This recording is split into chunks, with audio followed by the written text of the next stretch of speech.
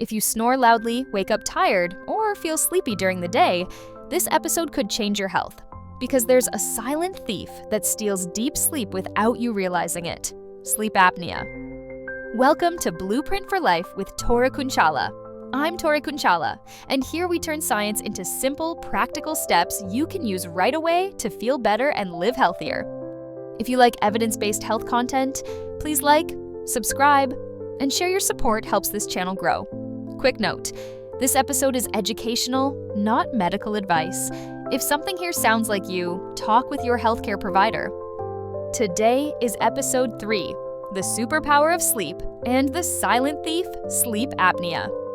Most people treat sleep like optional rest, but sleep is your body's nightly maintenance crew. Sleep supports your brain and emotions. When you sleep, your brain processes the day-strengthening memory, sharpening learning, and stabilizing mood. And researchers describe something like the mind after midnight.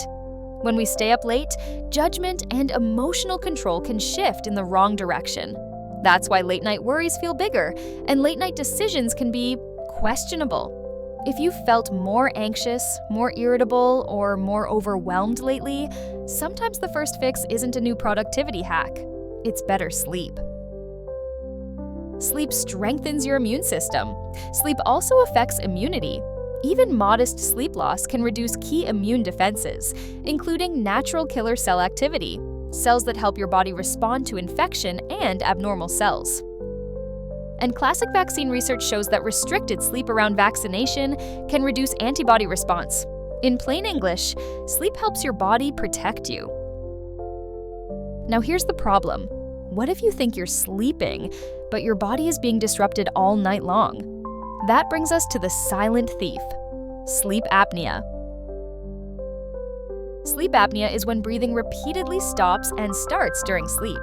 The most common type is obstructive sleep apnea, or OSA. Here's the simple version. When you fall asleep, the muscles in your throat relax.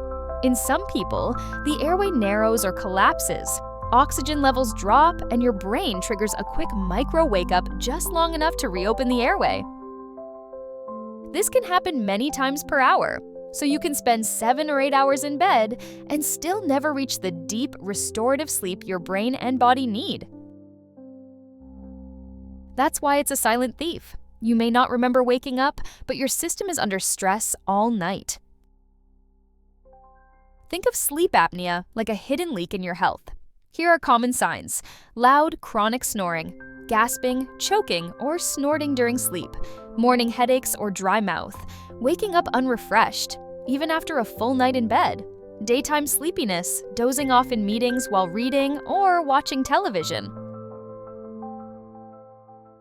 Often, a partner notices it first, so if someone has told you you snore like a chainsaw, or you stop breathing briefly, take that seriously. OSA isn't just about snoring. Repeated oxygen drops and repeated micro wake-ups can ripple through your entire body. 1. Heart and blood pressure. Sleep apnea is associated with higher cardiovascular strain, including high blood pressure. 2. Metabolism and weight. Poor sleep and sleep apnea are linked with insulin resistance and higher risk of metabolic problems. And if you're trying to lose weight, but you're exhausted all day, your brain will naturally crave quick energy off in sugar and refined carbs. It's not weakness, it's biology. And 3. Safety. Daytime sleepiness increases risk of driving accidents and work mistakes. 4. Brain health. And here's a newer finding that's important. Large health record studies have reported that untreated obstructive sleep apnea is associated with a higher risk of Parkinson's disease over time. The encouraging part is that treatment, like CPAP or other positive airway pressure therapy, appears to reduce risk compared with leaving apnea untreated. So, if you suspect sleep apnea, don't ignore it. It's treatable, and treatment can protect long-term health. Here are your next steps. Keep it simple. Step 1, screen yourself. Ask, do I snore loudly? Do I wake up tired? Do I have daytime sleepiness? Has anyone noticed gasping or pauses in breathing? Step 2, ask about a sleep test.